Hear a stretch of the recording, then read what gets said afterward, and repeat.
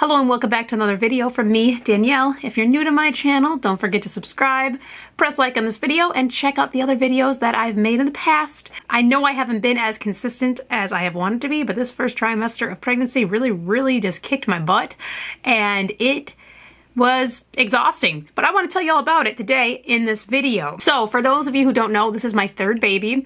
I have a 1-year-old and a 2-year-old, very close in age, and those pregnancies were semi-similar. The first trimester was different with those two as well, but not as drastically different as this third pregnancy has been. So I had pretty easy pregnancies my last 2 times around, nothing too big, you know, no scares, anything like that, nothing really that bad. Even my symptoms weren't really that bad. Not too achy, except for like towards the end, you know, obviously everyone aches towards the end of pregnancy.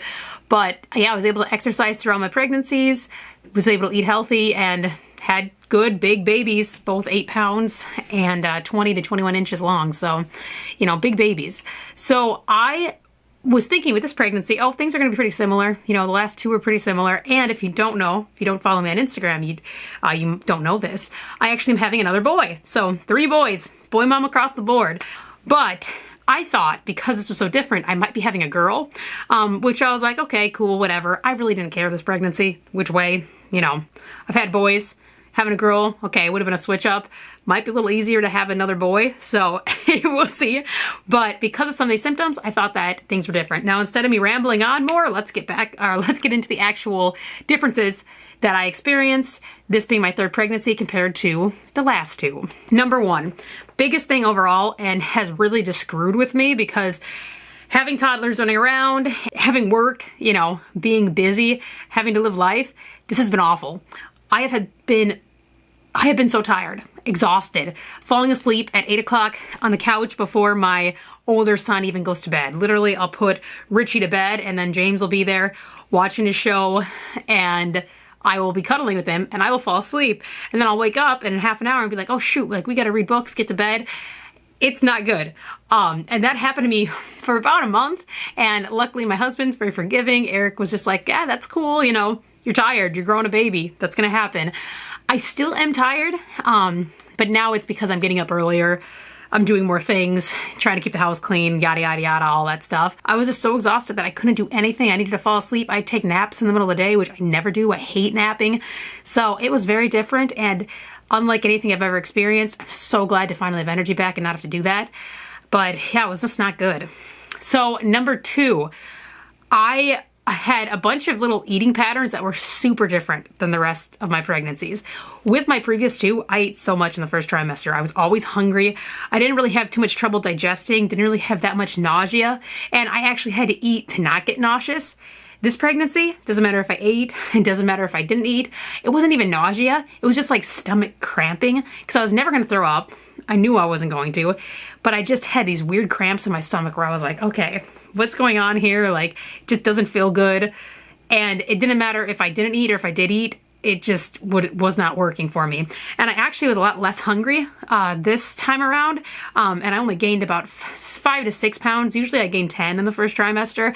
I did start pregnancy a little higher in weight than I did with my previous 2. So, you know, I think things will all balance out and I'll probably gain the exact same amount of weight because I know most people do. But yeah, it was just weird. It was just really weird that I was having all these digestive issues that then made me more tired because I had to sleep to get these away.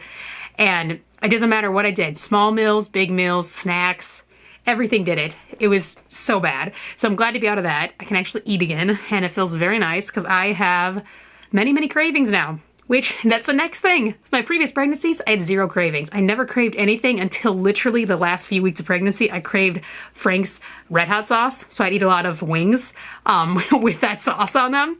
This time around, I'm craving the craziest, like, foods that I just didn't crave before. In my first trimester with my last babies, I could like not eat lettuce. I could not eat fresh uncooked vegetables. Everything had to be cooked. This time around, it's like the opposite. I want anything fresh.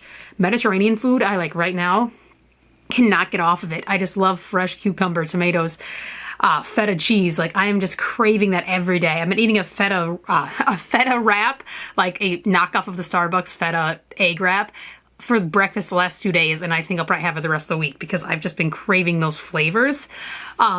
And it's so good. Man, you just can't beat that stuff. So yeah, cravings have definitely been super, super different. And I really can't eat sweet stuff. With my previous pregnancies, I ate a lot of sweets.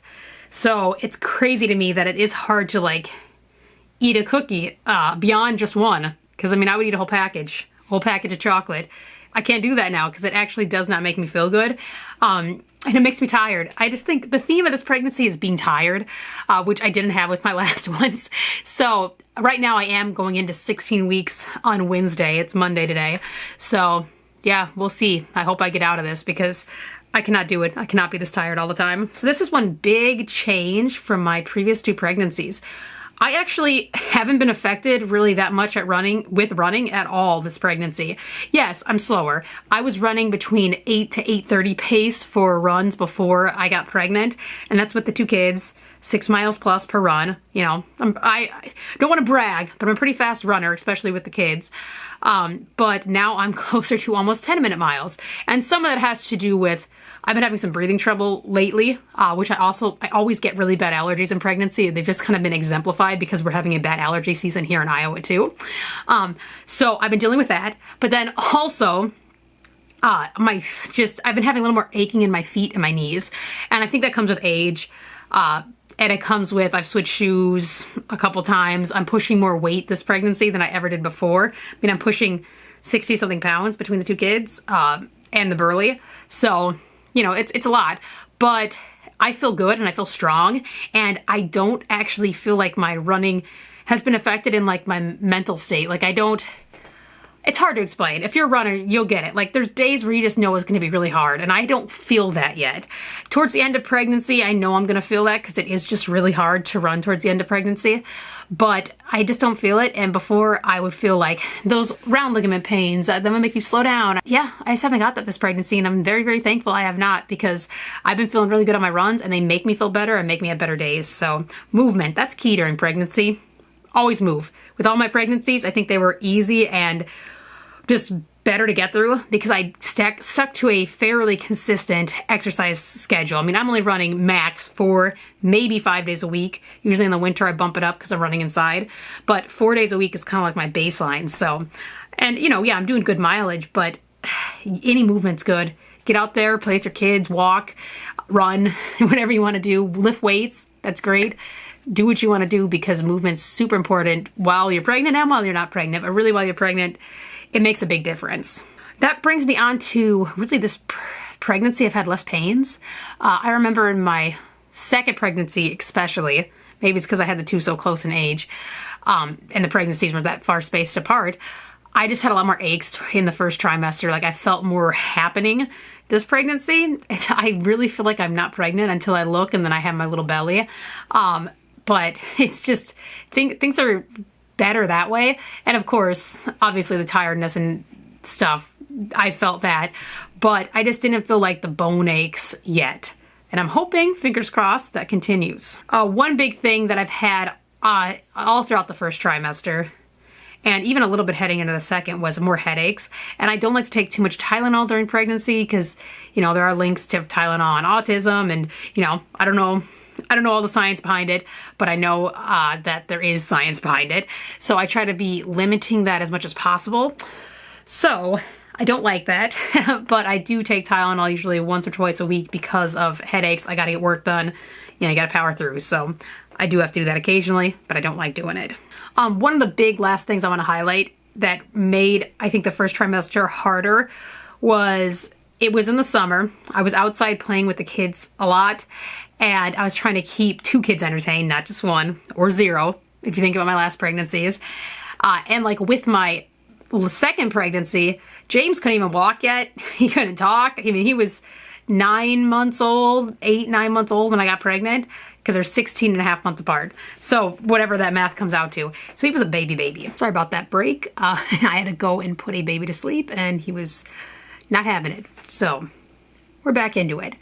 So like I was saying, James was so young with my last pregnancy that, you know, I didn't really have to run around with him and do stuff. He was more of like sitting there and entertaining him.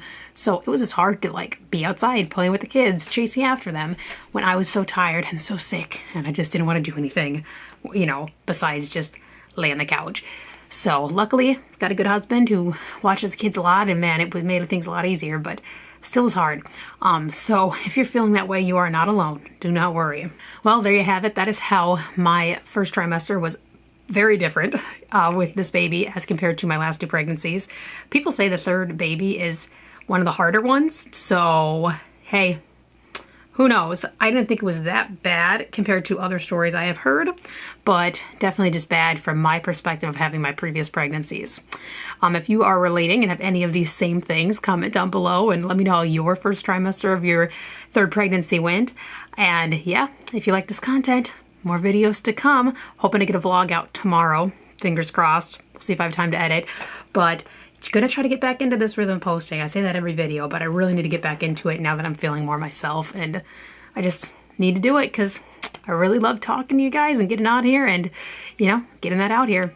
Okay, if you like this video, give it a thumbs up, subscribe. See you next time. Bye.